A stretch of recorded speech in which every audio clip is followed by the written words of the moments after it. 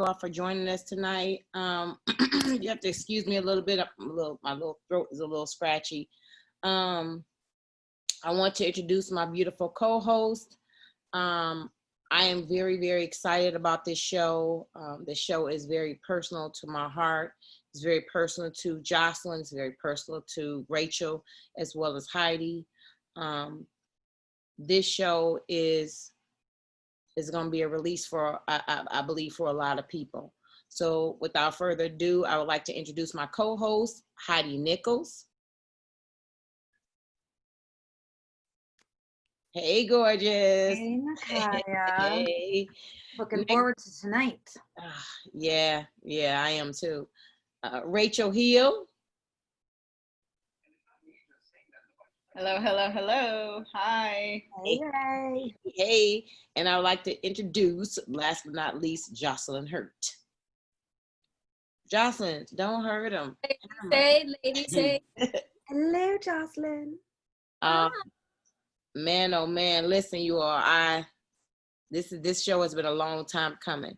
Thank you, Rachel, because you kind of put this idea in our heads. What, last year? Yep.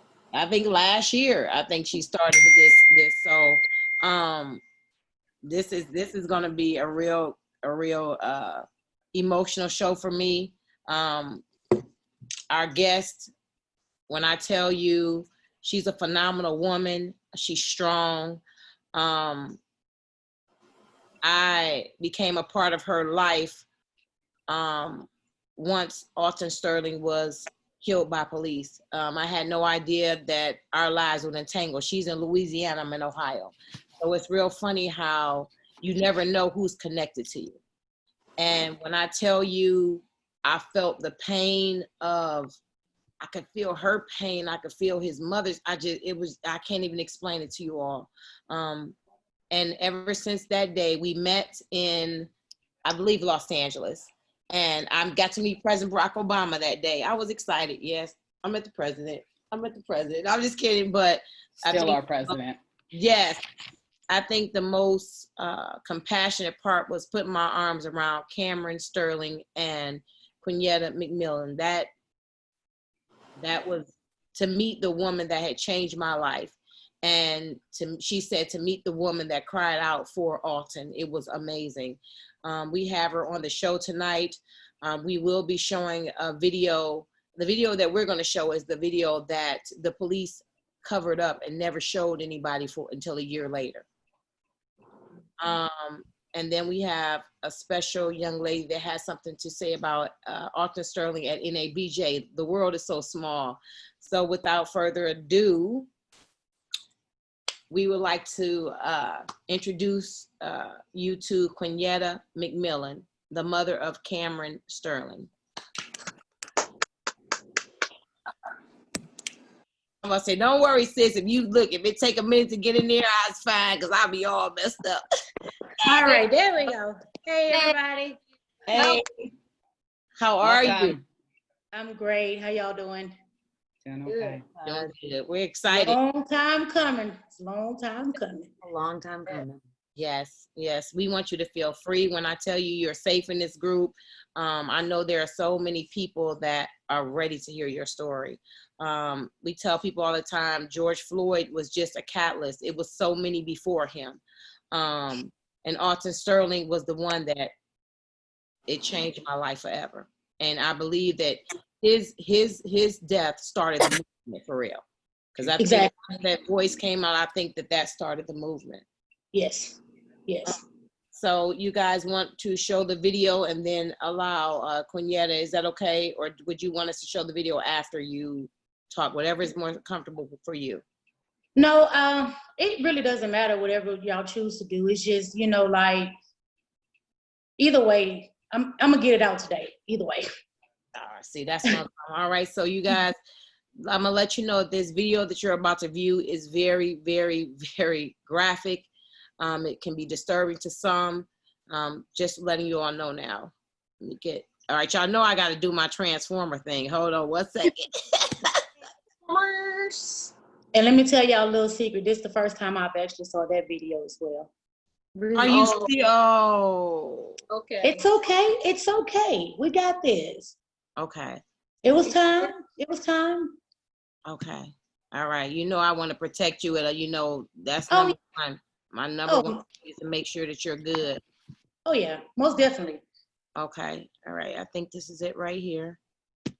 The video of the Alton Sterling shooting. This is new video released by the Baton Rouge Police Department. We do Can you want to guys warn see you. it? No. The footage you're about to No. see is We don't see Y'all any can't see it? some of the language and graphic content. You can't see it? No, Okay. Wait a minute. Hold on 1 second, you guys. Give me 1 minute. I must have did something wrong. Hold on. take your time. Wait a minute. What I do? Uh-oh. Can you go? Can you go? Protests over racial injustice are leading to a renewed Wait a focus. minute. I don't know what just Can happened. you go back to that spot where we changed everything, or will it not let you do that now that we're already in record mode? No. What do you mean? As far as, wait a minute. I think what might have happened is that I didn't share the video. I pushed share, but I didn't get a chance to. Oh, like click the actual. Yeah, right. I'm just trying to, wait a minute. I'm trying to get y'all back in here. Oh, shoot. Hold on. All right. Here we go. Let's do it this way. Let me pull the video up like I usually do. Hold on. Y'all know today my nerves is all over the place. So that's why. Oh, I said take your time. We got this. Okay, so now let's go back in here.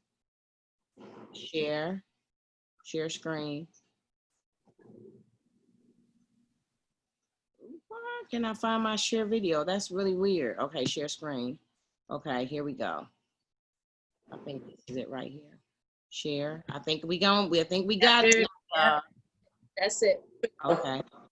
Of course, they got to show commercial unless you already got it started.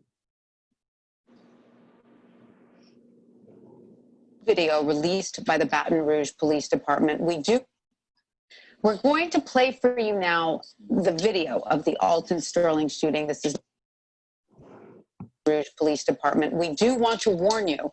The footage you're about to see is graphic. We have edited out some of the language and graphic content, but it still may be disturbing to some viewers. Back on.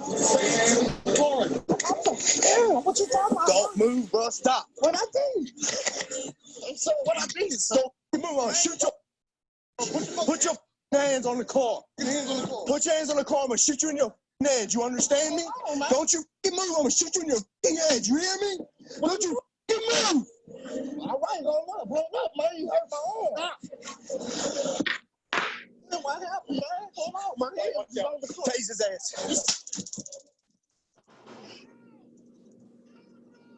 Do it again, Howie.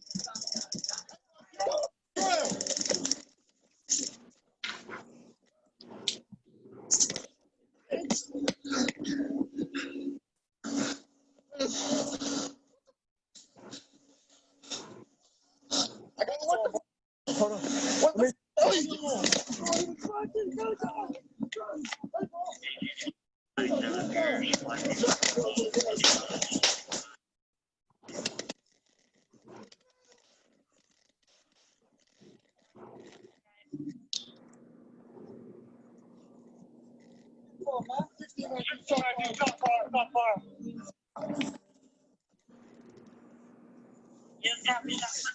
That's cool. Hey. Hold on, now stop. Everybody stop.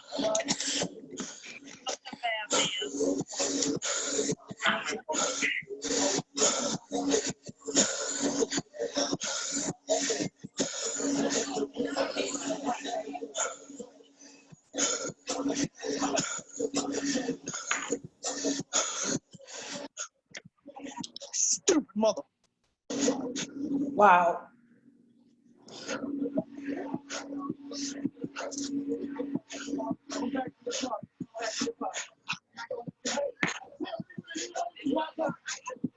Gun. Where's the gun, Hal? It's in my car. I got it.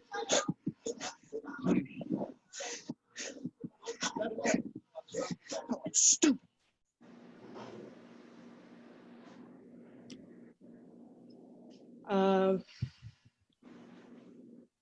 That was I didn't know that you had not seen that video. I hadn't saw that one. And you know, to be honest with you, I really never watched the full one of the first one. You know what I mean? Because for me, it's like to say, you know, this somebody I know personally. You know what I'm saying? And not just personally. This is somebody that I know that was once a strong Black man. You know what I mean? When it came down to them kids, it was no limit. You know what I'm saying? And for me, I don't know if y'all could remember in the first one when it first started coming out the night of the first shooting, that was me that they carried away on the stretcher. Going away with the ambulance, that was me. And to be honest with you, the reason I passed out and blanked out wasn't because I was out there. It was the fact that they was identifying him. And in the midst of that, Cameron realized that that was his daddy. So his reactions was, that's really my daddy, you know? So he kept asking the officers like, you know, what's going on? What happened? You know, my daddy okay, because they never told us that he was killed. They just said that somebody need to come identify him. He was shot. We didn't know that he was deceased on the scene. You know what I'm saying? So all I can remember that before that time was that phone call, me driving out there to the store and hearing Cameron screaming for his daddy. And I can remember 2 of the officers came up to us and he said, if you don't shut the blank up, you're gonna be down there with him. And I said, Cameron, just be quiet. And after that, I just remember leaving on the stretcher. I can't tell you what transpired between that 15 minutes standing out there to the point of when I reached Our Lady of the Lake. By the time they saw me, I hear them bringing Alton body through. And I'm hearing them saying, 37-year-old black male killed on the scene in a shooting with a police brutality. And I can hear that as they brushing him through the hospital. And I just dropped back down and I got weak all over again. For me, it's like, it's unreal. You know what I'm saying? Still to this day, it don't seem real. I know I can't pick up that phone no more. That's what I do know. And that's what make it more real. You know what I'm saying? I can't say, hey, Cameron needs so-and-so. Can you come over and help me? Cameron doing this, you know, can you call and, you know, get on him for me? I can't do that no more.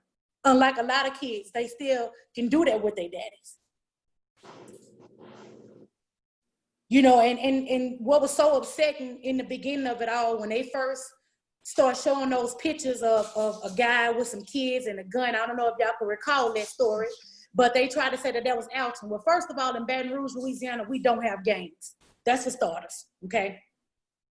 Second of all, that picture was not him at all. I had to go clarify and clear that up. Because at the time, Alton didn't even have a daughter. So it's so sad how they took something so small from somebody, which was his character. You know what I'm saying? Right. And they put it to what they wanted it to be. You know what I mean? They labeled him automatically from a rap sheet. Who gives a damn about a rap sheet? You know what I'm saying? We all got a pass. That's right. But was that worth his life? It wasn't. If y'all ever really listen to the end of the first video, is all I can hear is my kids. If you really just zone into it, and you know how I heard that? When we went down to the justice system and they played that video, I had to walk out and I came back in at the end of the video.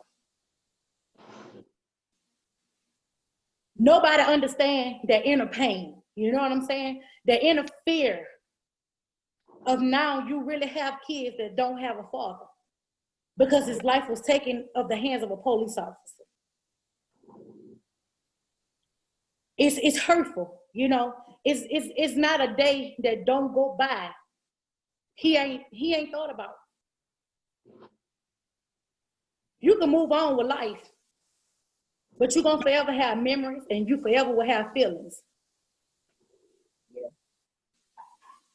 And you know, and I appreciate Nakia so much, because I'm gonna tell you, from day one, when she entered into my life and Cameron's life, that haven't been Nakia Jones to me. That's been my sister. somebody that's been there with me every phone call, every text message, regardless of what time of the morning it is, what time of night it was, she was there. Unlike her story, I hurt too because of what she had to go through. Right. But you know what? She made it through. And God gave her that ability to tell her side of the story, of her feelings, her emotions, and the things that she went through. So again, that's not a friend, that's a sister. And that's gonna forever be a sister. That's right. Quinyetta, can you tell us a little bit about Alton? Tell us a little bit about how he was as a dad. Some of, some everyday things that we wouldn't know about him, that only, people who know him closely. Okay, we'll take it all the way back to day one as me having Cameron. Okay. I just had gave labor to Cameron, and all I could hear is somebody running through the hallway. I'm looking for my baby mama. Where my baby mama at? So me and my mama, we looked at each other, we fell out laughing, because I know that voice, you know what I'm saying? Yes. So back then we were at the Earl K. Long Hospital, which is tore down now, but the rooms were like, you didn't have a door, you had a curtain, you know what I'm saying? So you kind of hear everything that's going on. Right. So I hear the nurse saying, well, sorry, it's after visiting hours, you're gonna have to leave. He said, man, I ain't leaving until I see my son. So the lady was like, sir, you gotta leave, it's late, He was like, ma'am, I'm not leaving, So they finally walked him into the room, and he walked in the room with a big old bag of grapes. And I'm like, really? All I could do is just look at him, and I said, boy, you play all day, And then he was like, well, when they gonna bring my son back? Because he had never known what I had named him, because I always said that I wouldn't name him Alton because my brothers wasn't named, so much if they got a piece of their daddy, but they didn't have it all, So I told him, I said, well, I don't like the name Alton, So we kind of laughed it off. He was like, all right, well, you name him what you want. Well, of course, you got mama right there, first grandbaby, she there. So mama was like, all right, his name gonna be Cameron. And actually went back, he got his name from a street in Lafayette because I was actually starting to have labor pains then. So we made it through the weekend to get me back home, back to Baton Rouge. And so that was his name. So I was like, all right, well, you know what? You Bertrand, I'll go ahead and get him Kentra. I'll give him some of your name, just a little bit, But he was sure getting your last name. Girl, so we fell out laughing. And he was like, well, I bought you these grapes for you. I said, man, I don't want no grapes. I just had a baby. I can't even eat nothing, Grapes is my favorite thing to eat. I love grapes too. I love grapes. Grapes, and let me tell you, oranges. And I'm highly allergic to oranges, and that's crazy. Oh, man. Highly allergic, y'all. I'm telling you. So anyways, we laying there, and so the lady came back, the nurse came back in, and she said, well, Ms. McMillion, are you ready to feed him? And I was like, well, no. Because I was kind of uncomfortable with his daddy, and you like, well, I just had a baby, my hair all over my head. I don't really, want to be bothered, So anyway, long story short, they brought Cameron in, and before I can even grab him, he had already clutched him like, man, look at my boy, I'm just like, man, that's my baby. He looks just like me, So we started feuding a little bit of who he looked like and stuff like that, So about an hour passed by, and I was like, okay, well, you need to go ahead and give him to me so I can feed him and send him back to the nursery, He was like, no, I'm staying here with him tonight. I said, oh, no, you're not. My mama gonna stay here. At the time, you can only have one person to spend the night, And then anytime throughout the day, anybody can come through, So we started arguing about who was gonna stay. So my mom was like, well, you go ahead and get yourself up because I ain't going nowhere. Like that. So he was like, man, that's my son. Mama saying, that's my daughter. So they was like going at it. So anyways, about 2 hours passed through. We all just sitting there laughing because I'm like, y'all really arguing about who gonna stay here or whatever, Right. So time passed. So he was like, well, all right, I'll leave. I'll come back in the morning, I was like, all right, well, we'll see you tomorrow, So he was like, well, you want to send Cameron back to the nursery tonight? I said, nah, I'm going to keep him right here by me, So they brought his little bed in and put it on side of my bed, So it's like every time he would cry, my mama had to be right there. The whole time I was pregnant too. Let me go back a little bit. When I was having those contractions, if my mama rubbed my stomach, it would stop. My grandmother touched me, he'd beat. So I told my grandma, I said, Grandma, I love you, but this ain't gonna work. This ain't gonna work, So my mama started rubbing my stomach again, and contractions start easing up. So it's just like, you know, for me, it's like those were the most valuable moments for me that I will never forget, you know. And it's simply because, like I said, we were not together, you know what I'm saying, when he passed. We were over and done, but we were always good friends, you know. He called me, he needed something, he needed a ride or whatever, you know. We feel like any other baby mama, baby daddy would do, you know. But for the most part, I knew that Alton didn't have a mother and a father. You know, they died when he was younger. You know what I'm saying? So when he bonded with Cameron, it was like, man, like this me all over again, you know. And the one thing he will always say, you know, like, man, Cameron, he got to have a better life than what I had growing up, because he got both of his parents, you know, so we got to be there for him, you know. And I just always say, yeah, you're right, you know. And like I said, even if we fielded or whatever, my mama meet him and, you know, he'll get his son. It was never an issue of us, you know, of co-parenting with Cameron, you know, at all, ever, you know. So it's like I say, you know, for me, it's like them memories, you know, stuff like that you will never forget, you know. And as far as father-wise, he was a good daddy. He was really a good daddy. Like, he did whatever he could do to help, you know what I'm saying? And I mean, we used to go half on diapers, you know, formula, whatever it was that we needed to take care of, we took care of it together, you know, as a team, you know. And my mama used to always tell him, you know, hey, I don't care about y'all not being together or whatever. She's like, but you're going to be here for Cameron, you know. He was like, yes, ma'am, I understand. And he was, you know, even through the little in and out of prison time, you know, 6 months here, whatever, you know, he still will make sure Cameron didn't forget who he was. You know, so for me, that goes back to, you know, how he was labeled, despite of what y'all thought. You know, let me give you some real insight. You know what I'm saying? Like, he was a really good dude. You know, we like I said, everybody go through something, you know. And I used to always tell him all the time, bro, you laugh at everything. Like, he was just a humble person. Like, every little thing he laughed at. And then like, nothing ain't funny, but you laughing, you know. So he used to be like, all right, let's Smiley Jack. So that was his name, because y'all remember the little cookies, the little Smiley Jack cookies with the little face on them. That's where he get his nickname from. You know, so it's you know, like I said, it's getting a little easier, you know, as time going. You know what I'm saying? But it's something you'll never forget. And how many children did Alton have? You really want to go there? Sorry, I don't. Well, right now we know of 5. Okay. Oh, wow. Okay. We know of 5 for sure. Okay. And what birth order is Cameron? Oh, number 1. Okay. Okay. Cameron, number 1. And it took him, Cameron and his brother, they're about 6, almost 7 years apart. Okay. Okay. And then you got Alton Jr. They got about 8, 9 years apart. And then you got the twins, Journey and Janae. So they all look like this for certain. And they all know they big brother for sure. Absolutely. So, Quinyetta, after, can you kind of tell us what it was like a few days after his passing, and, you know, what that was like for you and the kid, you know, and Cameron and your other babies too, because I'm pretty sure it affected everybody. Well, okay, so upon that Tuesday of his death, he had called and he asked Cameron, he said, and he asked me too, he was like, man, look, all the money that I make for the 4th, you know, I want to go ahead and, you know, do some with all the kids, you know. And at the time he didn't have a car, you know, so I told him, I was like, you know, I'll think about it, you know, picking everybody up, you know. But I'm like, that's kind of awkward, you know, but all right, you know, we're all getting together, whatever, you know. So then he was like, well, yeah, he said, all the money that I make, I want to do something with them, you know. And so I said, okay, well, I ain't going to drive you. I'll call my sister to bring you, you know.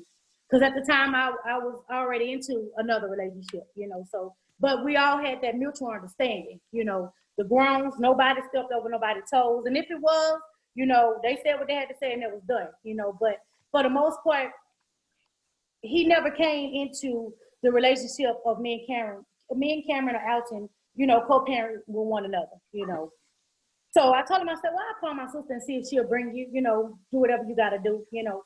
And so for me, that was like the very last conversation. But for Cameron, the last conversation was him and his daddy, they used to argue a lot because Cameron was always a big kid too, you know, so he used to always think that he could just say what he wanted to say to his dad and push his weight, you know. But Alton was a big guy too, you know.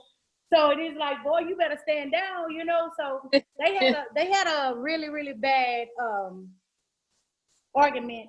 I want to say it was the night before, no, it was that Saturday that they got into it. And Cameron called him and he talked to him, but he never apologized.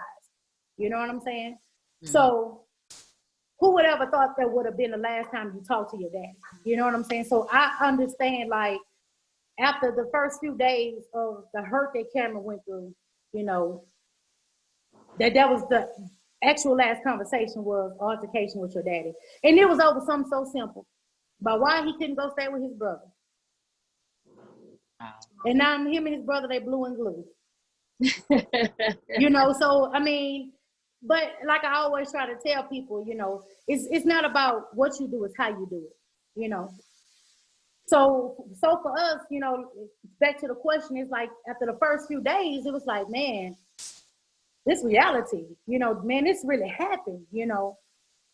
So I immediately, like, you know, started trying to get Cameron some counseling immediately, because I know the relationship that him and his daddy had. I know it was gonna take more than just me, you know what I mean? I had God first always, you know, but I knew we was gonna need something a little bit more to keep him going, you know, to keep him say, okay, well, you know, you ain't the first person in the world that happened to. You won't be the last, but hey, I'm here to protect you right now because you in need right now. You know what I'm saying?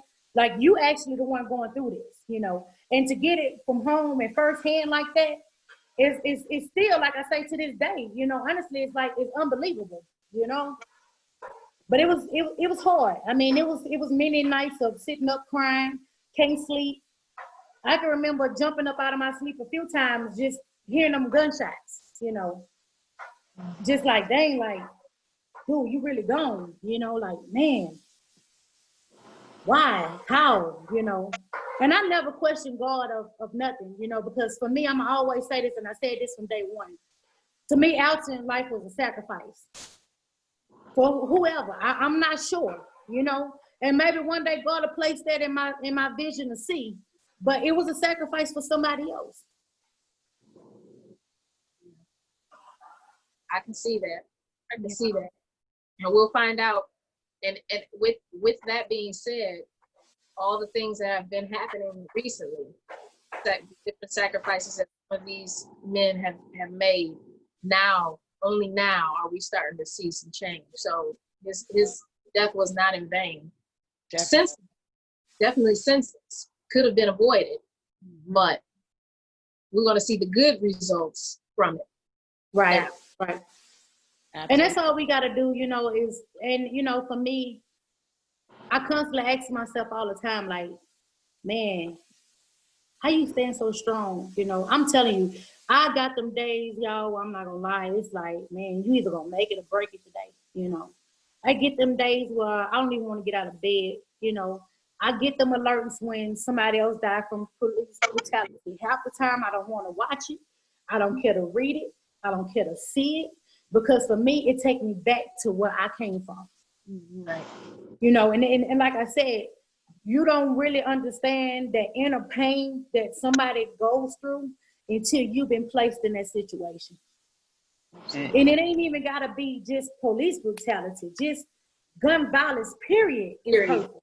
Mm-hmm. You know what I'm saying? Just all the way around the board, just hurtful, you know, because like I said, you who would ever thought that it'll be me, you know, have to tell a story of somebody else. You know what I'm saying? Who would ever thought that it'll be my child on the news begging and pleading for a peaceful protest, or, you know, a peaceful walk, you know, any little small thing like that. And I think that's the big thing that, you know, a lot of people fail to understand, that when those cameras shut off on us, when everybody else was living their normal again, we were still suffering. You know what I'm saying? Them cameras wasn't there no more to see that hurt, but we still endure it. Right. You know, and here we 4 years later. Yep. And we still hurt. You know what I'm saying? The camera's still gone, which is okay, you know, but understand that you don't know what somebody really needs unless you physically reach out. Right. That's Or right. you constantly keeping that family in prayer like you say you are, because prayer changes things, you know? And I'm a firm believer in that, firm believer in that. I have a question for you. At what point did you see Nakia's video? Did someone else show it to you? Were you, because if I was in your situation, I probably wouldn't have been anywhere near social media. So how did you hear about the video? And again, I'm glad you made that valid point. I was not on social media. Immediately they froze my Facebook account. My Facebook account was frozen because I was getting threatened text messages through Messenger. I was getting death threats through Messenger. Wow. I was getting a lot. Let me just say that. And then, you know, I'm gonna answer your question to Nakia's story, but it goes so bad to where I couldn't even go to work no more. I had to quit my job because the media was there. And if the media wasn't there, somebody talking about it. Oh, he deserved that. That was, you know, he should have just listened, or he should have, you know, you don't say what nobody should have, could have, would have did because you was not in that situation. If you listen to the video, Alton kept saying, man, bro, what I did. Mm-hmm. If a person know they was guilty of something, they wouldn't question something. That's right. You know what I'm saying? So how I got my sister's video, my mama gave it to me. Okay. My mama, my queen. She said, Queen, she say, I need you to sit down.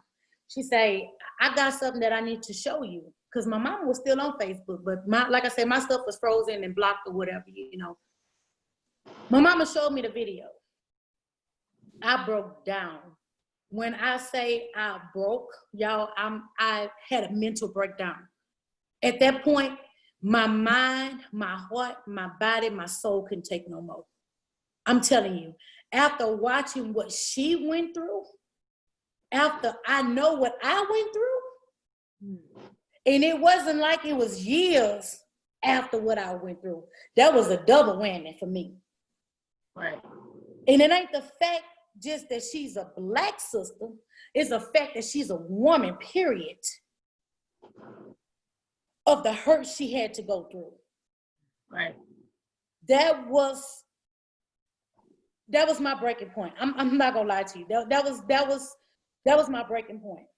And to understand that she has kids as well, and knowing that position that she was in and what she was standing for, that killed me. That killed me. I shook so much of watching her story, as it even transpired to the point to where, you know, she was actually being threatened, you know. That right there, once I started seeing it and hearing it, I say, man, this real. Y'all, I really had to tell my family. I called a family meeting to my mama's house and my siblings.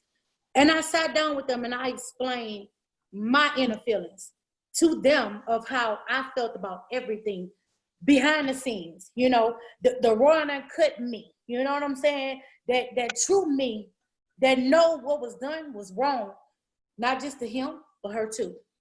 Mm-hmm. And you know, I'm gonna say this, and I don't want Kaya, I love you, sis, but I don't want you to take this in a bad way. But I'm grateful for Alton experience and your experience, because you know why? That placed you in somebody else's life, you know. And again, you might be that sacrifice. You might be that person that God set out to have that destined for me. I don't know. But what I do know is I'm not ashamed of who you are, and I'm not ashamed of what he was. Just know that, sis. That's right. That's right. Say that again. It's real. It's real. If a lot of people haven't watched what happened to her, they need to. Yeah. They need to. Yeah. And like I said, it could have been, okay, let's just use an example. It could have been Heidi, right? Yep. Heidi not Black. No. But guess what though? Heidi's still a human. That's right. For one, two, she's still a woman. She's a queen that should never be treated like that. That's right. Despite of what your occupation is. You know what I mean? But for Kaya to be in that position that she was in, that hit home. Yeah. They hit home big time. That's why it resonated with so many people and why the video went viral so fast, because of all of those specific things. Yeah. Exactly. Yeah. Well, we're very proud of her. I know I am. Most definitely. Most definitely. Because, you know, again, now what if she was one that swept everything in the rug, or, you know, didn't care about her family and just said, okay, well, y'all can do whatever y'all want to do to me. I'll just be quiet as long as I keep my job. Mhm. You know what I'm saying? You got a lot of people that experience that on a day-to-day basis, y'all, that's too afraid to speak up because of what the negativity of the world gonna say. You know what I'm saying? But it's wrong, because Yeah. you don't know what you won't do when you placed in a situation like that. That's right. That's right. That brings us fast forward straight to now. The officers that are not speaking up and they just, I want to keep my job, I don't want to say nothing. And now with the whole George Floyd situation, you have these officers that now it's okay to speak out. And while Right. it's great and it's good and I applaud them, she was the first to do it by herself. And she was the first to take that risk, first to lose everything because she spoke out. Everything. But the one thing they didn't take from her was her dignity, baby. They couldn't have that. They could have took anything else, but see, they didn't get that. They can have that, because you know why? That wasn't given to them. So guess what? They wasn't supposed to earn it. That's right. Yeah. You Yes. are like, And I I'm- think that needs to be a message to everybody when we're ever in a situation and we have a choice of silence because we're afraid of the retribution or the consequences, versus being able to choose to do the difficult thing and know that you're doing the right thing for humans, for your dignity, for your integrity. Please always choose the more difficult thing. Be the human. And in my opinion, that shouldn't even be the more difficult thing. That's the human thing. Care about your fellow human. That's right. And we shouldn't be leaving people like Nakia out to dry by herself. Exactly. We should be in arms with people who are brave enough and have that courage to speak out, to fight. And when anyone tells me systemic racism doesn't exist, systemic racism is what puts people into a position to have to make a decision of should I speak out or not, should I not speak out. It's the racism that we see in that video of the officer not treating Alton like a human, Yeah. not going through his pockets with care and gentle compassion of a human, but referring to somebody that you've harmed as an MFer. And Stupid. you have to be looking at every single human with human dignity, and it's not right now. That's the tough decision. You know somehow that let me do it. Right. Let me interrupt you just for 1 second. Let me tell you something. You know, if you go back to the very first video that was actually released that finally got everything going. When I sat down that morning at the hospital, when I was getting ready to be released, I told my mom, I said, you know, something got to be done. And I'm not going to lie to you. So they go back to what you're saying about being afraid.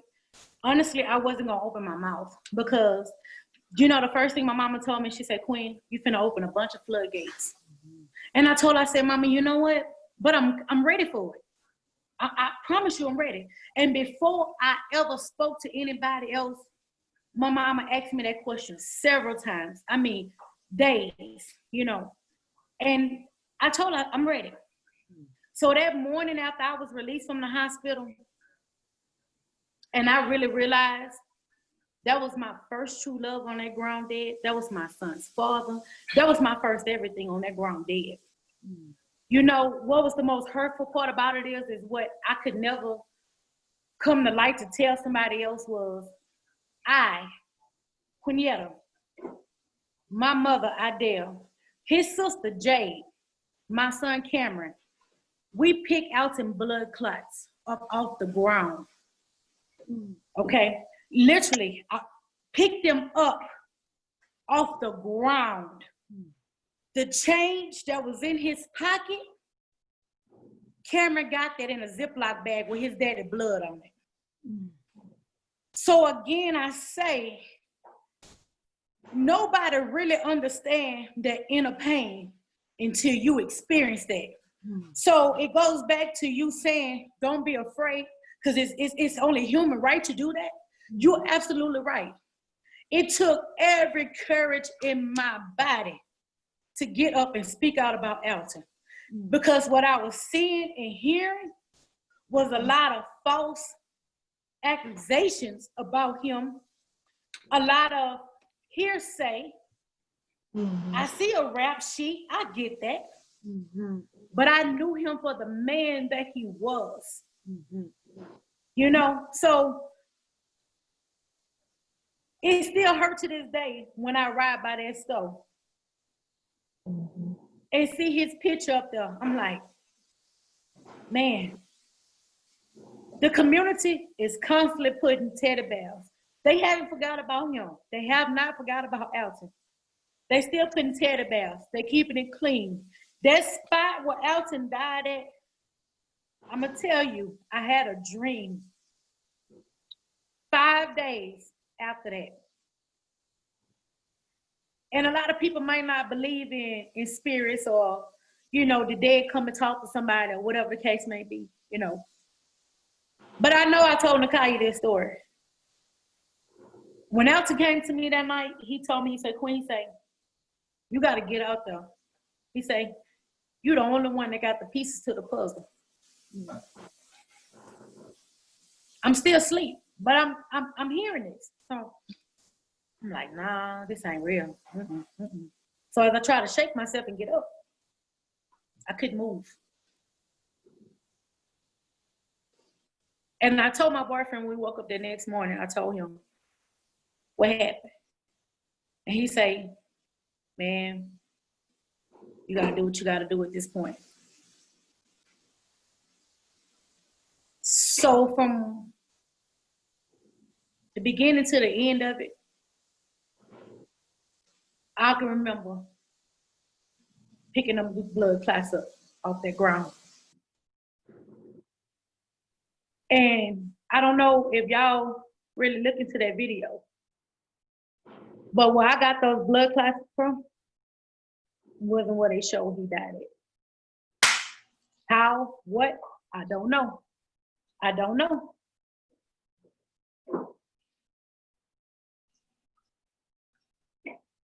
And it wasn't just one that we picked up. We actually washed the rest of the blood up too. The store owner let us clean it. All his equipment was still right there, like the table had never been touched.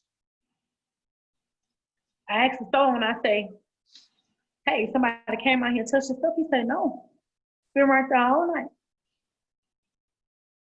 I said, you sure? He said, yeah.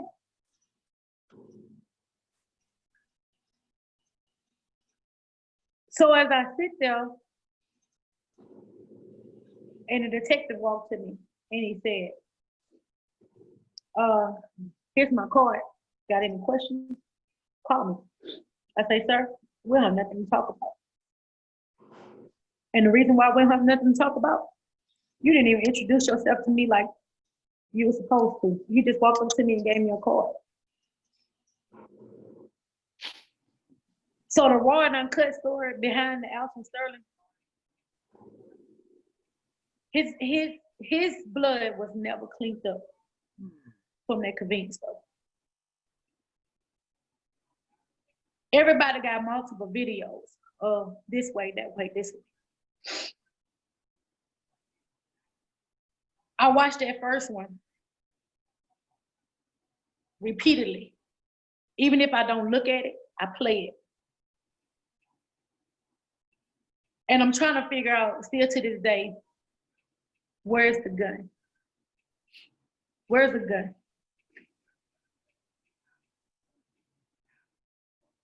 So for me, it's like, man, you was an animal to them. You know what I'm saying? Like, you wasn't real, you wasn't a human. You know what I'm saying? for your remains to be just left like that. No. I don't care what nobody say, and I'm gonna forever say this, and I stand on that. He was killed in cold blood, and I don't care. Can nobody never take that from me.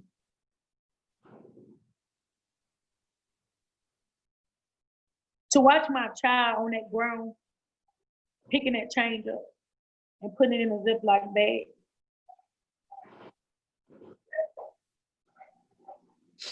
I couldn't take it. I had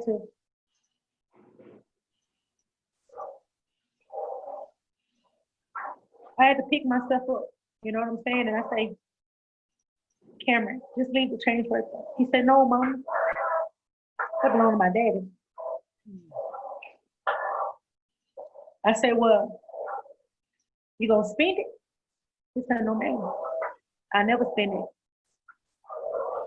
Do y'all know when this child got home, he put it in the freezer just so he don't lose his daddy blood. And I told him, I say, Cameron, I say, you're gonna keep all the equipment, you know, you're gonna keep everything. And a few days after that, he said, Mama, I wanna go sell the rest of my daddy's CDs. And I said, no, I don't think that's a good idea, you know, with what's going on and for your safety right now, you know, all kind of thoughts was just going through my head, you know. And so Alton's sister Jay, she say, Quinn, it's not real. She said, that wasn't my brother. That wasn't my brother. I say, yeah, that was him. About a week later, they finally allowed us to go to the morgue and see him. Another thing y'all don't know, that video clearly didn't show y'all. When we got to Alton's body at that morgue, they had just frozen. They had never, you know, really did much nothing to him because everybody was so out of it to where they couldn't go do the double identification for, you know, for the morgue. So we finally went there and we were sitting down in the front room and I could hear the lady saying, well, this is Sterling family right here, you know. We'll go ahead and, you know, verify everything or whatever. Alton had one shoe on, one sock. And you know what's crazy?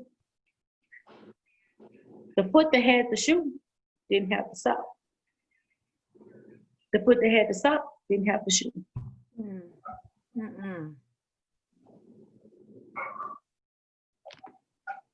And so we asked the lady, you know, well, what y'all gonna do with his clothes? She was like, well, you know, we normally just throw them away. Well, we took them, we kept them. And of course, you know, we washed them and everything.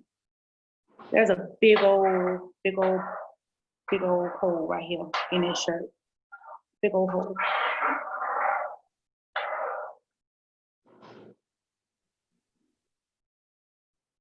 It's one thing for you to shoot, not to kill.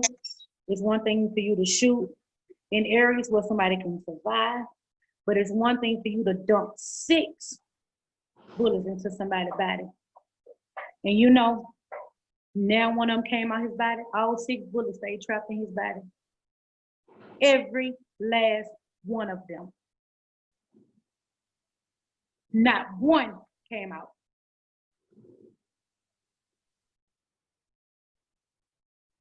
And For they me, didn't render any aid. Oh. Again, they tell what they want to tell. Mm-hmm. You know what I'm saying? They don't tell the truth of it. They're gonna give a little bit here, they're gonna give a little bit there. You know what I'm saying? But they never told that story. I mean, even though, like, just like the video you just saw, they didn't show that video till a year later. Why? because it would have showed right there that your intention was to kill Alton Sterling. You told him when you ran up on him, I'll blow your mother effing brains out. And no academy that I know tells an officer to pull their gun out and put it to a person's head. Number two, Alton Sterling kept saying, what I do? What I do? If you would have vocalized him, listen, we got a call that you got a weapon on you. You giving him a chance to say, no, I don't. Let me put my hands up, something. It was like, or even, yes, I do. Yes, I do. Y'all Here you go, you can can take it, yeah, right. Y'all get it.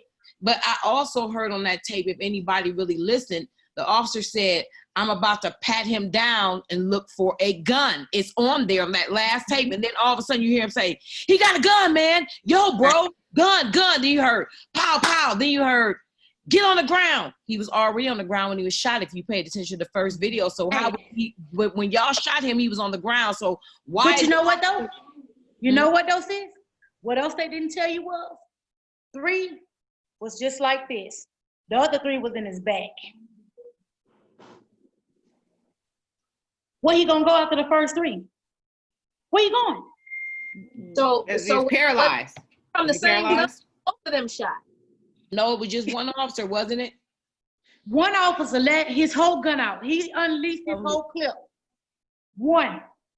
And he was so arrogant, he actually put his partner in danger. You never Exactly. a gun that close to you, in the vicinity of your partner. To me, that was cold-blooded murder. I don't understand. I understand he lost his job, but I feel like he should be in jail. Oh yeah, absolutely. And they said that he acted in proper procedure. What proper procedures? You walk up to somebody and threaten to shoot him in the head, and that's the first thing you say. That's the reason why they didn't show that first clip. And I think that the new chief saw that clip and said, "Oh no. And he needs to be in jail." Because in the beginning, they wasn't even talking about firing him at all. You see, but when that other video came out, then when the chief got hold to that video, you gotta go. And when you listen to the way that he's talking after he shot, it was like, no compassion, no. Nothing. It's almost like it would make you think that Alton was fighting them. He wasn't even fighting them. He like, you stupid mother effer, and then I'm like, for real, you just took a life. But I'm gonna tell you something. You know what got me was, F. That was your guilty conscience right there. That's right. Right. That's right. That was your guilty conscience right there, because you know what you just did. Right.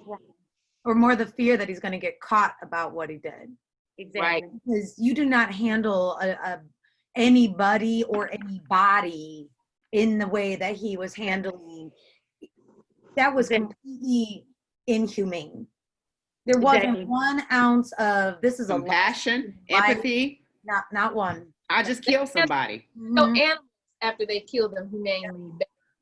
Then they. Absolutely. So sis, tell me, I know that everybody was talking about, you let me know if you don't want to talk about this part, that they had tried to set up a GoFundMe account for you and your children.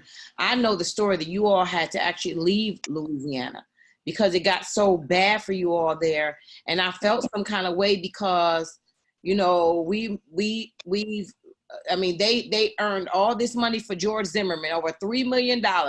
And we as a community did not stand up and support your family the way we should have. You got to, you know, and then to kind of tell the story about your husband. Okay, so with the GoFundMe, I never set up a GoFundMe. I personally didn't set up one. And I honestly didn't know that there was one until my mama watched the news. And the actress Issa Rae set that up for a college fund for the kids. It wasn't money that they could put their hands on today. Okay? And that money, it's real. It exists, but it's in a trust. So again, until they go to college or complete college or start college or whatever the case may be, that money still sits there. So for me, if I were to set up something like that, I would set it up for immediate use. Yeah. Because you know why? That sole provider that you once had, he's gone. Right. You can't get them $5, $10 to scratch a meal right now. You know what I'm saying? You can't get that phone call to say, okay, today all the kids got us some noodles. Can you help me get something else? You know what I mean? Yeah. So for us, it's like to say this, you know, we ain't the poor of the poor, but we ain't wealthy at all either. You know what I mean? At all, by far. So I'm glad that you brought that up, because a lot of people think, oh, we just got money, we got this and we got that. I'm serious. They honestly believe that. That's not true. That's not true. Did y'all file a lawsuit? We filed the lawsuit right now. The lawsuit is still in effect right now after 4 years. 4 years later, still in Wow. And Justine Diamond's family got $20 million. The white woman in Minnesota, they got $20 million. Let me ask you this. I guess I'm just really surprised by the death threats you got. So did Facebook shut your account down for you, or you had to do it yourself? No, actually, to be honest with you, our attorneys did it. They put a block on it to where, because of the case was so high profile, that even if it wasn't any threats or anything like that of that nature, that way somebody else cannot contact me, question me, want to know what happened and stuff like that before it was actually settled in, right? You know what I'm saying? Mm-hmm. Why were people threatening you and you didn't do anything? Because I opened my mouth. Oh, you spoke up against white supremacy. Oh, okay. I spoke up. Yeah. And then I spoke up. Was the FBI involved at all? Like with the death threats? Okay. No, not with not with the death threats. To be honest with you, nothing ever really happened to that. Only thing was my account was still frozen. And again, you got to understand that at that time, I was married, but me and my husband, we wasn't together either. You know what I'm saying? But I had a business. I had to get out there and do what I needed to do for my family. You know what I mean? I wasn't in the midst quite yet of my divorce, but we were not together. So it's like to say, y'all still playing with life, but I'm trying to find my happiness. I'm keeping moving, Right. So it's like, and that the guy that I was involved with then, I am currently still involved with right now. So that's been pretty much a lot of my go-to man, to be honest with you. Like I told Kaya, I broke it down to her and told her too, that it ain't the financial support that right now that I need. Because see, God gonna make a way, and he been making a way through every struggle, every trial, and every tribulation. He been right there with me. It's that love.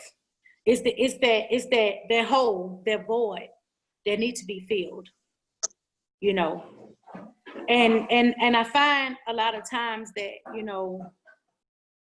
I mention Alton or I mention one of his kids or, something like that. And my boyfriend be like, it's going to be all right. Don't worry about it. They might not get what they were supposed to get on this earth, but, God going to take care of them, And that's, to be honest with you, one thing that's always instilled in my head to where it keeps me moving is that I know I serve a mighty God, And some people placed in your life for a season and a reason. You just got to figure it out. You know what I'm saying? So, like I say, outside of the cameras of, the Alton Sterling case that just went underway, was swept under the rug or whatever, we still have to live. You know what I'm saying? We still have to live, and I've made many sacrifices because of his life was taken, and it wasn't just so much as because of I had a son with him. It was so much to say now I'm really a single parent when it come down to him. There's no grandmother I can call. There's no grandfather I can call. There's no great grandmother I can call because they're all deceased already, So it's like, what you do, birthday come, prom came for Cameron. What you do, that's any father's dream to see their child walk across that stage and say, you did that. I'm proud of you. Right. And with all the stress and everything that we had to deal with, because a lot of people thought that we had money. We was getting some friends out the woodworks, balancing until they realized that it was nothing. Until to this day, it's nothing. So again, that money is in a trust. It's not in my account. It's not in Cameron's account. It's in a trust, and it was divided 5 ways. Not just 1, not 2, but it was divided 5 ways. And I'm grateful that she was able to set that up for them, you know, because that's gonna help with their future. I get that, you know. But what about right now? What about at this moment? Yeah. You know, what do we do? You know what I'm saying? Like, school come around, you know, again, all y'all know Cameron, he's not no little boy, you know. At the time he was 15, 6'3", 200, almost 300 pounds. He a big kid. His daddy was a big dude. You know, so stuff wasn't a $20 steal or, you know, a $5 deal. I can go to Walmart and get some, you know, some regular uniform pants, you know. A lot of Cameron stuff had to come from the big and tall stuff. You know what I'm saying? So big dog. Right. Yeah. So it's like to say, like, even for me, like, you know, with the other baby mamas, you know, it's still hard. They got resources that I didn't get, which is okay. You know, I'm fine with that because God's still making a way. You know what I mean? One of them, which is Nakia's mama, right on the camera. He's a big kid too. He's heavy set, you know. So I know what his mama go through when it's time for school clothes. I know what she go through. You know what I'm saying? Like, And you ain't spending no $50. You know what? I'm just gonna put this out here. I know a lot of people always ask, what can they do to help? I'm not a big fan of GoFundMe either. Actually, what was his name? Roland Martin and his name, the Eagle. They set up one for me and my family. And it was, you know, that little bit did help. But I'm gonna ask anybody that's out here hearing this, you know, reach out to some of the family, and at least, I mean, celebrities, you guys can do clothes shopping for them. You know, just get to take care of their school. Everything don't have to be monetary. It don't have to. Just, you know what I'm saying? Right, something to help this family, y'all. I mean, everybody's been asking. If you all have any suggestions, please put them in the comments before. We want to make sure that we help Quinyetta, and I'm pretty sure that anything extra that we can get to her, she can spread it out between Alton's children. I mean, I feel like no woman should be left behind. No mother should be left behind struggling. I get it. I know what it's like to lose everything. That is the most. I can't even explain it, and to have to start all over again, especially, you know, 22 years, a long time. I mean, you were settled in Baton. Now you have to move to another place just to get a peace of mind. It's sad that you would have to move when you all were part of being the victims. And we take care of, we don't take care of you all the way that we should. And I'm imploring everybody on here that's listening, the sound of my voice, please, you all can reach out to me. I can get in touch with Quinyetta. That is my sister. Like I said, she has my number. Please, you all, let's help. You know, let's keep this going. We're all standing together. We have a lot of Black-owned businesses that have been watching this. You want to do something? Part of the proceeds, let's go to some of these families and start helping these children. Yeah. That's what it's about. That's exactly what it's about. And you know, like you said, and I told you too. You know, when we first start communicating through the phone and text messages and everything, I said, sis, one thing that I will never do is set up a GoFundMe.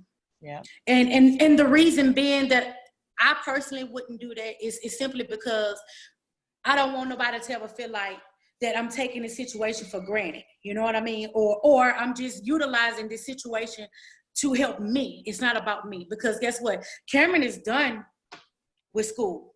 He still got siblings that's in school. You know what I'm saying? They mama's still struggling. They, you know, we got one, and then the last one, she got the 3 with the twins. But it's still hard every day for everybody, you know. And we don't communicate as much as we should, you know. But Cameron do reach out to his sisters and brothers. You know, he talks to his brother, you know, and stuff like that. Me and Kim, Quinn's mama, we like this. We real close, you know. And we've been close from jump, because when I found out that she was pregnant, we We never had no baby mama drama beef for them because whatever me and Alton had, it was already done and over with. But I always said this, nobody, and I'm going to say it again, can never come between the relationship that we had when it came down to camera. Love that. I love Quinyetta, what other ways, I mean, you had made mention that it could be outside of monetary, and some of it, I think, if we're just even looking at a social justice issue, part of what any of us can be doing is to continuing to ensure that this is not happening to other people in the future.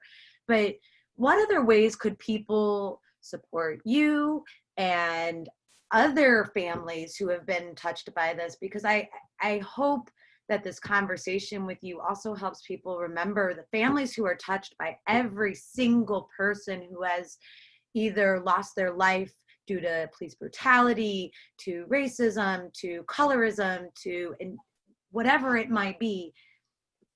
While the injustice lies in the individual who's lost their life, the family still has to push on after that and lives that injustice every day. So do you have any recommendations for people who are watching about, you know, how could they either help like your lawsuit, the fact that your lawsuit is still pending? Right, that's crazy. This is ridiculous. 4 years. Whereas like Rachel was talking about, it was in less than 9 months. And Wow. that's ridiculous. And $20 million. Yeah. And so like, I mean, are there things that people could be doing to either write in about Alton's case specifically, or the lawsuit, or in like larger cases, what people could be writing in? How can other people help? Well, I'll tell you what they, right. Okay. So, we have in Baton Rouge still right now, they're still like following the case and still doing the story, is Gary Chambers. A lot of people know him for speaking up for Alton as well, and other people too. It wasn't just, you know, so much of the Alton Sterling case. It's so much of, you know, even the black on black crime, you know, he speaks up about that, you know what I mean?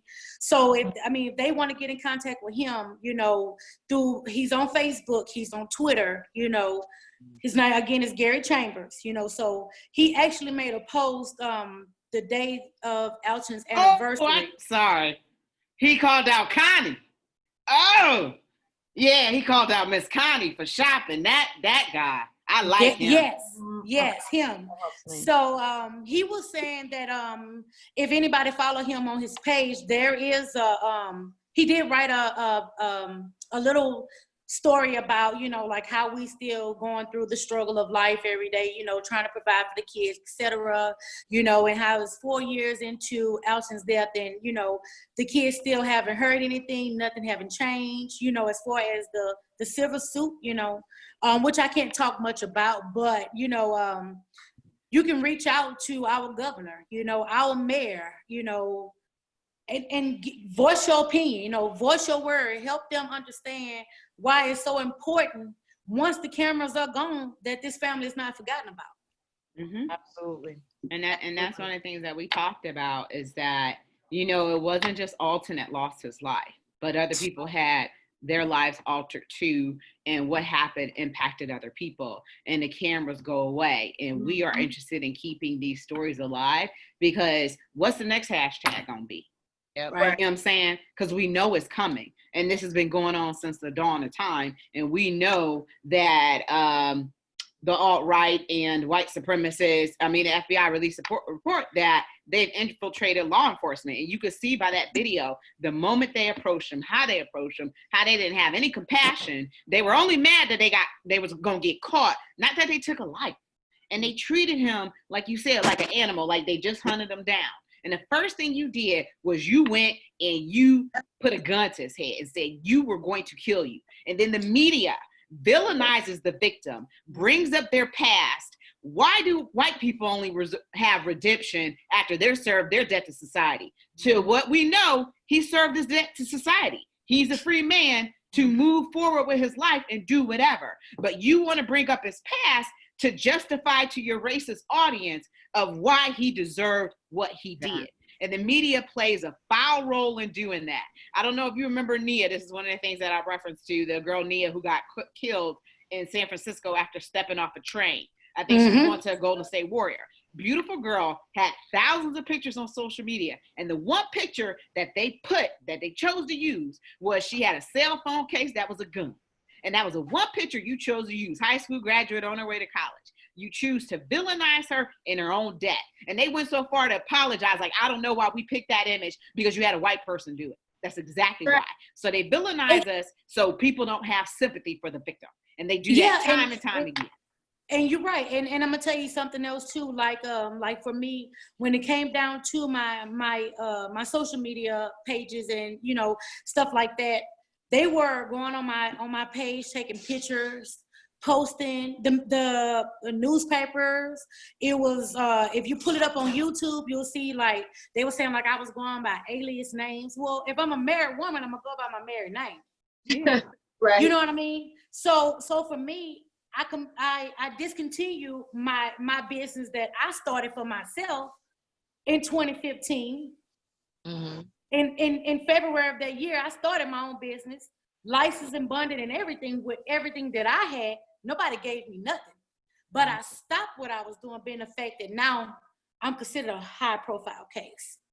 You know what I'm saying? So I don't want to walk through somebody's door and not able to walk my butt back out of it. You feel me? Right.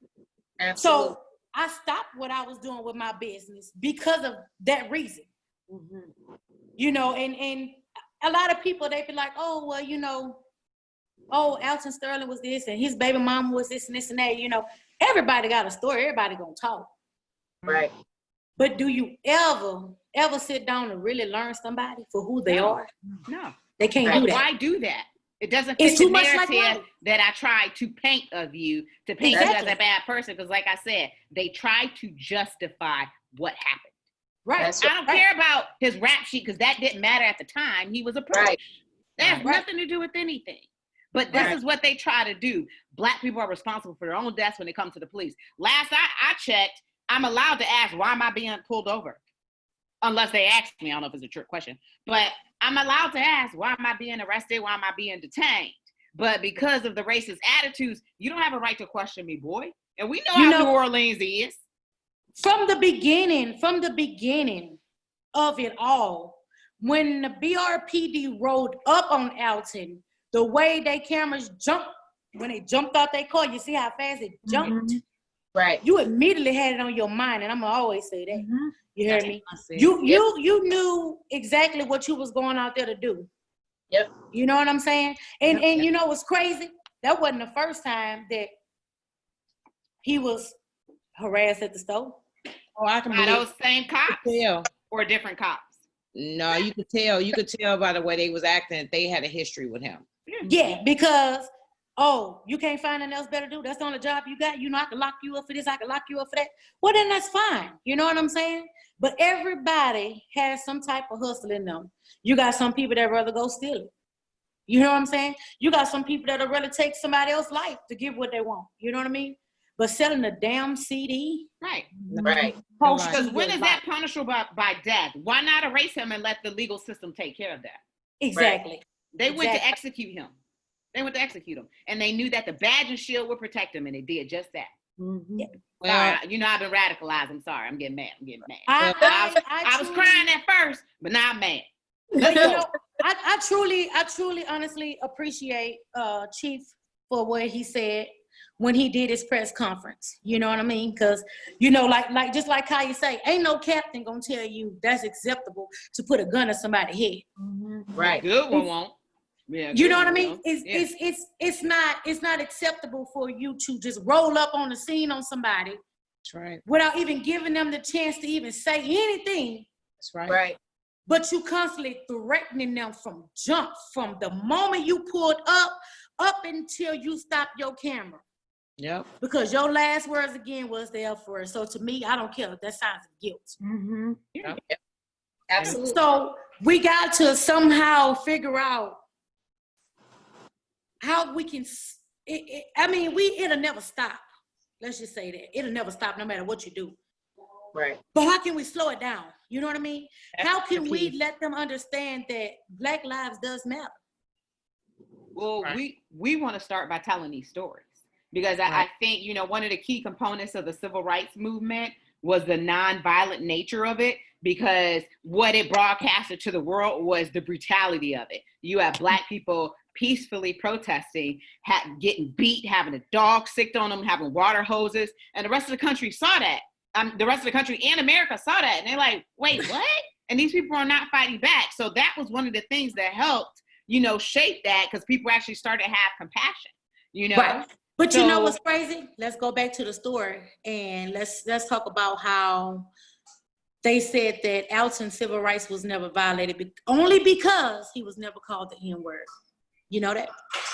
His rights was violated. They were all violated. So I hope that I hope that this civil suit it should be open and shut now that video came out. And the other thing is, you all, again, we want you all, please, please, please reach out to us. Anybody that wants to help Quinyetta McMillion, her family. You all don't understand that when you're targeted by law enforcement, it affects your entire family and everything. It doesn't just affect Alton Sterling. It affects Quinyetta. It affects Cameron. It affects all his other children. It affects your siblings. It affects his, anybody that's close to it affects them. And they try to paint the people that are closest to him as monsters as well, because they don't want to give them a voice as well. Well, today we're changing that narrative. We are over our hour, but I wanted you to see this video. I don't know if you've ever seen it before, but this is what a young lady had to say about Alton Sterling when we were at NABJ. Thank you, Rachel. I just want you to see this. This was amazing. So let me go to, don't y'all talk about me and my sharing screen. Y'all know I'd be confused. That's all right, sis. You gonna get it. Look, I'll get it this time. Okay. It's our AV department over here. Yeah.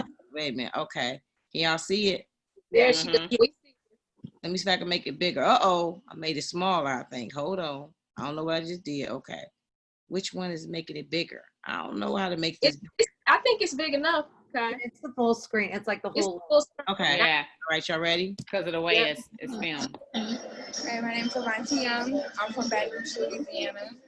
And it's just so much that's going on that people don't understand or don't get. And I just want to put a voice out there for the people who aren't heard, it's not even being heard, who aren't listened to. They're speaking and no one's hearing them. And that's the problem. Like, that's the major issue for people. And people look at me and are like, oh, you're a college student. It doesn't really affect you. Those neighborhoods, you're not even in those neighborhoods. And it's like, my grandmother lives right behind that store. Which story are you talking about? The Alton Sterling story. I was out there the day the incident happened. I heard the gunshots. I rushed my nieces and nephews in the house because I was afraid that it was just another shooting down the street. And to find out that it was an incident where it involved our police department. People were supposed to protect us. He was supposed to make us feel that comfort and that safety. And then for them to turn around and say, well, it was his fault. He wasn't supposed to be out there doing what he was doing. But this is a man who's been out there as long as I can remember, selling CDs, not hurting anyone. I knew him personally. I brought CDs from him. I grew up. It's been times where we would go in the store and he would go and buy kids candy and soft drinks and juices. So it's like, you really don't understand the effect that you really not only did to that family, but to that community. So it hurts. It hurts far past the camera coming out, blocking the streets and protesting. It's like, this is an everyday pain for people. And that's the hurt part. And I appreciate people like you. Like, I really do, because after the story's over, it's long forgotten. And no, you can't forget this family. You can't forget this person. You can't forget this community, because this is what happened. This is what should be. And that's what I appreciate you so much. Don't make me cry.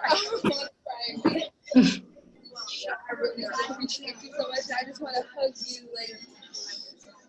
Like, oh.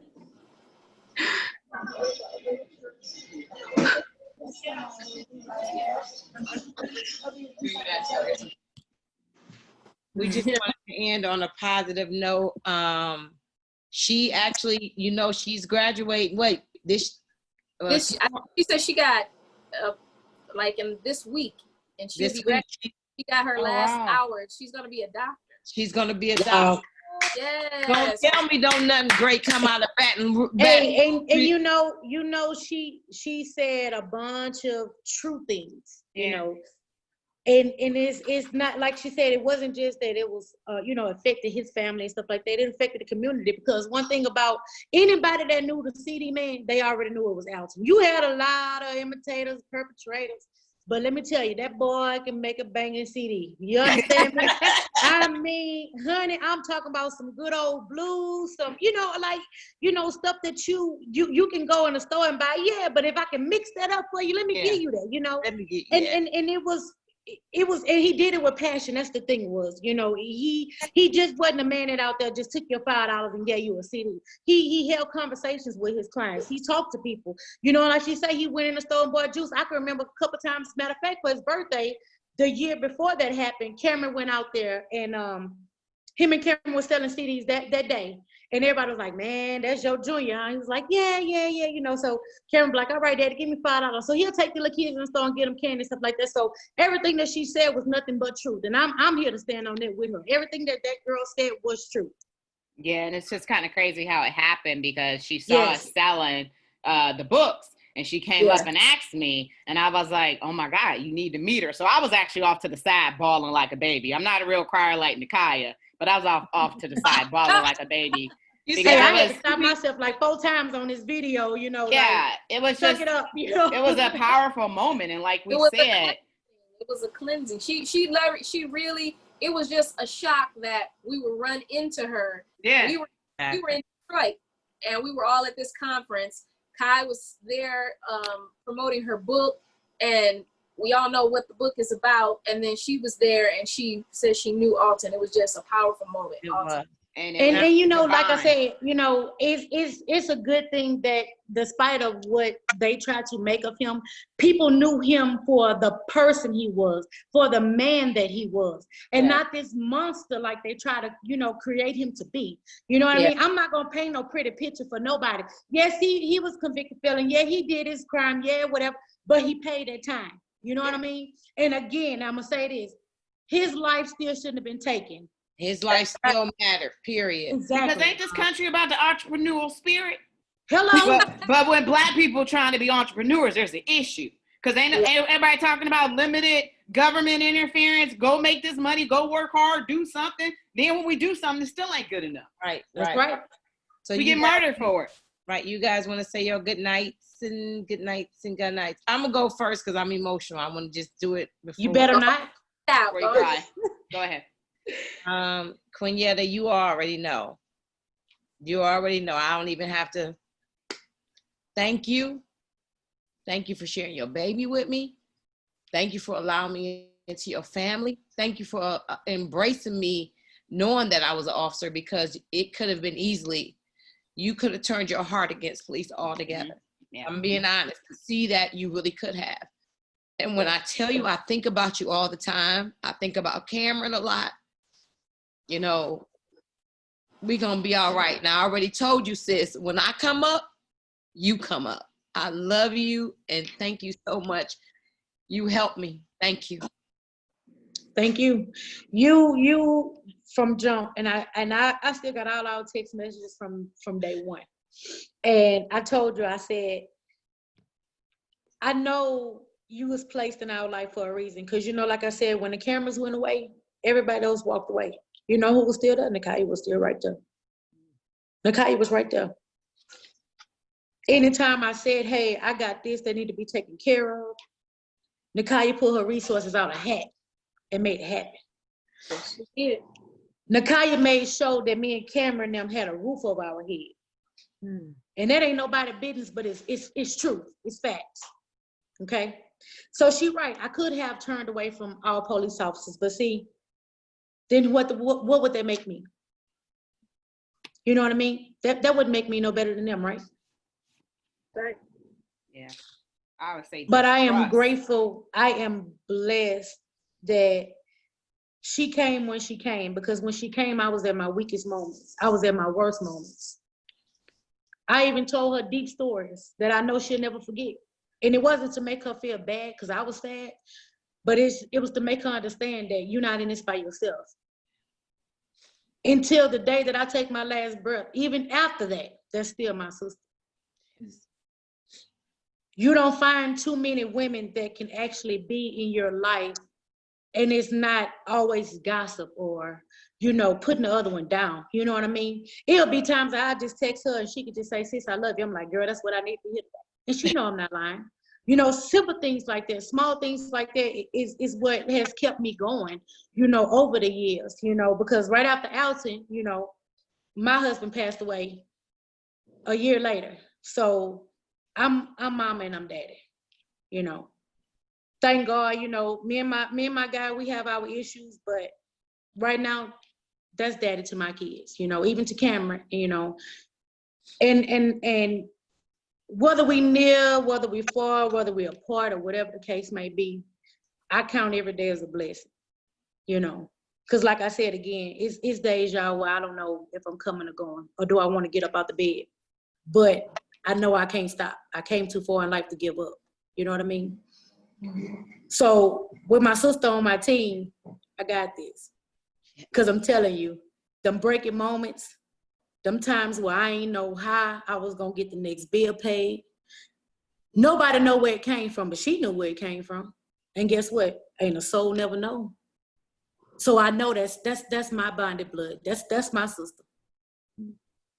God sent her to me for a reason, and I told her that a long time ago. She ain't going nowhere. That's right. Well, I'm gonna say my closing remarks. I just want to say, Quinyetta, I'm so happy to have finally met you. I've heard so much about you, all good stuff. And I'm glad that we were able to allow you to have a cleansing so that you could get everything out that you needed to say. This platform is open for you at any time. Sure, we will have you back on at another time, but I'm so happy to now get to know the Alton Sterling that you knew, because I'm about sick and tired of watching that video. I probably will never watch it again. And I'm so happy to have known some of the stories that you shared with us about how he was as a father and as a man, and just his spirit. So I just want to say thank you again. And I hope that this video and this show today has, I guess, just show people that there is so much more to these people who are victims, because that's what they are, victims to this police brutality and this gun violence. So we got to put the guns down. And I want to thank you too, because again, like I said, that video that y'all showed, I've never had the gut to watch that. Okay, so for me, it was all the experience for all of us today. You know, so I broke down the minute I heard the gunshots. Because that's the part that I will forever remember, is hearing those first 3 shots and then those last 3 shots. You know, so I appreciate all of y'all, you know, all 4 of y'all, for even just taking the time out to say, hey, you know, it's 4 years later, but man, this girl still got a story. You know, she's still, you know, dealing with life as it comes to her, you know, and it's ongoing. And it's not just this family, you know, but you got other families. And, you know, I want to share one thing with y'all before I let y'all go. You remember when George Floyd's daughter said, man, my daddy changed the world? Yes. Y'all can remember Cameron said that too on his very first press conference that he did by himself. And a lot of people said, yeah, because a lot of people was like, oh, his lawyers wrote that story up. They made him say that. Nobody wrote nothing up for Cameron. Cameron said that on his own. And it was like, bam, you know, man, this little girl, this little baby, what she know about her daddy changing the world? You know what I'm saying? Like, that was another sacrifice. Yep. To say that we come from 2 different parts of the world, and at that time, if she was 6 or 7, she shouldn't even remember. Yeah, she should have been real little. She probably was like 1 or 2. And that's what I'm saying. So probably was 5 or 6. So she should have been 1 or just. Exactly. So that's what I'm saying. So for somebody that little that can take on a such strong impact, but at the same time use curse words, it's like, man, my child said the same thing. You know what I'm saying? And I think that's the part that people don't really sit back and look at, you know, that it's not about the baby mamas or the wives or whatever. It's these children. Because we all know adults, we can all be replaced. You know what I mean? But we all know that we get one mom and we get one daddy. That's the hard part. You even saying that, Quinyetta, is, you know, when I remember that first press conference, and I remember hearing your son speak and how quickly it's like everything just dissolves. And we all just stop talking about it. And then we hear it in another situation and everyone's like, wow. And then it dissolves and we forget about it. And then we hear another child and we're all profoundly impacted. And then it dissipates and it dissolves. And I challenge anyone who's watching today, anyone you talk to challenge them. Like, we cannot be forgetting these stories. It's forgetting these stories. It's for not talking about these stories. It's for not keeping these stories in the forefront that allows these stories to continue to happen over and over and over again. We are in the midst of a movement right now. This is not the time to stop. You are seeing people starting to maybe wake up, maybe see the world a little bit differently, maybe realize that maybe there actually is a problem. And then you have the people who are getting frustrated, who were able to grit their teeth just long enough to be like, oh no, they'll all go away. It'll all stop. And they're getting agitated and they're showing their true colors and they're speaking out, and it's starting to really reveal the truth. And so we got to keep going. And I agree with exactly what Rachel said. We got it. These stories, our fight, at least for the four of us, is we got to keep lifting these stories up. That's and right. Everybody who's watching, keep lifting these stories up. Alton Sterling may have been four years ago. That is only 4 years ago, right? When we're trying to say that we're fighting a system that was 500 years ago. Exactly. 4 years That's ago, the nothing. fact. Right. And the same thing about talking about how challenging people are challenging how people are portrayed. And you hear over and over again, oh, fake news. Oh, fake news doesn't tell us anything. How quickly people are to believe about, oh, fake news, they don't tell us anything. But then when people are telling you the real story about the beautiful humans, such as Alton Sterling, you sharing that story about him coming in with some grapes and wanting to hold Cameron right away, that's a human moment. That is a proud dad who just wanted to be there and be in that moment, having to jockey position with your mom, like who's going to get to be there. Right. Those stories. I worry when the only way we can get people to care is to hear the human stories. But we also need to hear the human stories so we're not always talking the semantics of the police and the situation, but rather like we're talking about people. Right. When we're this young woman who's talking about being a college student and being told like, oh, her experience isn't real. I'm a college professor, and I'll tell you, I have students who enter my classroom door who face challenges and obstacles on a daily basis that you cannot imagine. And they have been able to push through that and come into that classroom, sit down and take those exams and write those papers, like never diminish what another college student is going through. Never sit there and tell them that they're just living some privileged life. You do not know what they have to face. I teach on a predominantly white campus. I see what those students, especially students who are visibly different than the majority, have to face on a daily basis. Never diminish or take away from them the beautiful challenges and excellence that they wear, that crown that they straighten every single day. Do not take it away from them. Right. And then finally, I have statements I felt after this. You motivated me, Quinyetta. Thank you. Is being an ally. People are like, oh, I'm going to be an anti-racist and I'm going to be an ally. You want to be an ally? Keep fighting these stories. You keep lifting these stories. You keep going and finding out. Reach out to the mayor. Reach out to, let the chief of police of Baton Rouge know that you support what he's done, right? It doesn't always have to just be, I only reach out when I'm fighting against. Reach out to people when you're supporting. Exactly. this all in the forefront. And Quinyetta, thank you. I have been hearing about you from Nakia.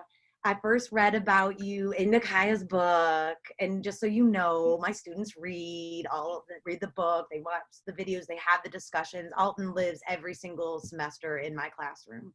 Thank you. Your family does. But thank you for coming on here and sharing your strength, your resilience, your wisdom, your beauty, your ability to have compassion, even for those who wear the uniform of those who did not show your family compassion. I thank you. Thank you. It doesn't even feel like that's enough, but like, thank you. I appreciate you. You're welcome. Thank you for letting this legacy, because it ain't a story, this is a legacy. Right. You don't let it go. You didn't let it go underway, and you're still doing it inside of your classroom. You know, as you say, you know, you don't stop. That way, the ones that's growing up underneath us can see what the last umpteen centuries really was about. You know what I mean? It's so many dark stories that people are afraid to tell. It's so much, and it, like you said, it goes back to umpteen years ago where people was afraid to talk. You know what I mean? I'm not. And I've never even been questioned from my mom. You sure? I'm positive.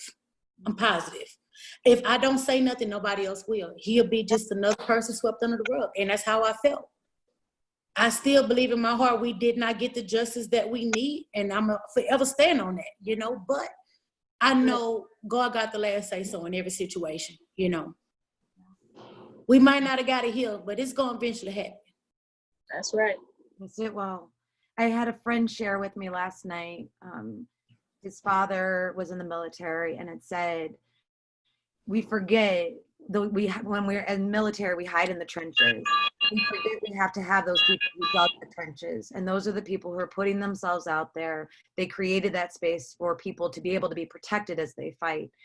And what I see you and Nakia as, you both are trench diggers. Yes. Right? You went out there and you put yourselves out there. And we are forever indebted to you all that we have a trench to go into and be protected as we continue to fight. Thank you. You're All right, welcome. get your clothes on, girl. I was told I gotta be quick. All right. So one thing that Colin Kaepernick said is believe in something even if it means sacrificing everything. And I know that time doesn't heal. It helps you cope. You talked about your sister Nakia, but guess what? You just gained another 3 and 1 from another mother, as you can see. I'm fine with that. There was a reason that we all met each other. I saw Nakia's story. My friend is in news. I'm in radio primarily. And I was like, oh, I got to talk to her. Give me her number. I need to talk to her. And I had her on my shows. And the more I talked to her, the more I became a little bit radicalized. Because me and Heidi, we've known each other since we was 8 years old. We grew up in a community called Shaker Heights, very progressive. And these weren't our problems, really. You know what I'm saying? Like, these things, they affected me, but they really didn't affect me. But everybody didn't have the opportunities that I had. And I saw that for the opportunities that I had, there was 50,000 people who didn't. So guess what? I got to use my platform to speak out up for them. I work for iHeartRadio, and we host a political affairs talk show on a conservative network. They air Rush Limbaugh. So if that lets you know, we've had death threats. We've had to contact the FBI, had to be escorted out of our building because of the threats we had because we speak up for racism. But like he said, believe in something even if it means losing everything. Jamil Hill, she learned about the cost of speaking out.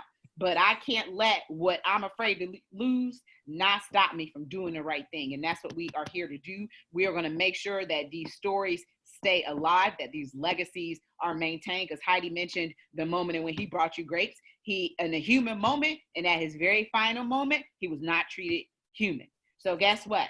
We got to get people to react and see these. And I guarantee you one day we will be sitting down on camera to continue to talk about his legacy, what happened, how it affects other people, to make sure this stops, not happen to another family, to make sure there are no more hashtags. And that's not a hard thing.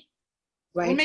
We'll make sure laws get changed, because that is what we're here to do. That is why we met. That is what our purpose is. It's to change lives and be the new civil rights leader. Everybody like, well, what is Al doing? What is Jesse doing? Well, why not us? Mm-hmm. And Nakia has led the charge. Now she got 3 other people fighting with her. And Right. we like little bulldog. We ain't gonna let go. We ain't gonna stop. And we're gonna use the platform that we gain to make sure that we exact change, because it's about getting laws created. It's about people having accountability. So that's what we are. We're the new civil rights leaders, and that's what we about to do. But we guarantee that your story will not end, and we will not let it die. I will never let it die neither. And like I said, I opened those gates and I was ready for it, you know. Yeah. And that's okay, because you got people who support you. Remember, the only people who ain't gonna support you is racists. That's it. That's right. That's facts. But you know, we got you. We love you. So honored to have you. And thank you for sharing your story for everyone and walking in your truth. And we guarantee that these people have not lost their lives in vain, because it's going to change the life for generations to come. And that's what we're going to do. Right. Thank you. You're welcome.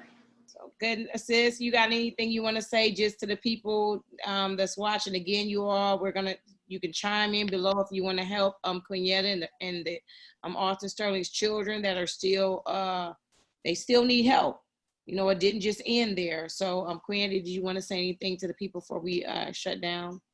I mean, I just really want to say, like, for those that really knew what was, you know, right and wrong, you know, continue to stand up for what's right. You know what I mean? And the negative, keep it to yourself, because again, you wouldn't know what it's like until you in those shoes. So until you walk in them shoes, keep that negative to yourself. Get to know a person's family before we just start giving them, you know, stereotyping and putting them down. You know what I mean? Get to know that inner person that person once was, that can't sit there and tell their story again. That's right. All right, So ladies. I'm grateful. And we are grateful for you. You know, this is your platform. Rachel already extended it, so I don't even need to say nothing. She Exactly. already extended the It invitation. wasn't that long, though. Jocelyn said that woman law down. I'm like, all right, keep this short. I got it. That's it. All right, you all. Love you, ladies. We love you all so Love very y'all. much. Y'all shut down. We're out of here, y'all. All right. Bye. Bye.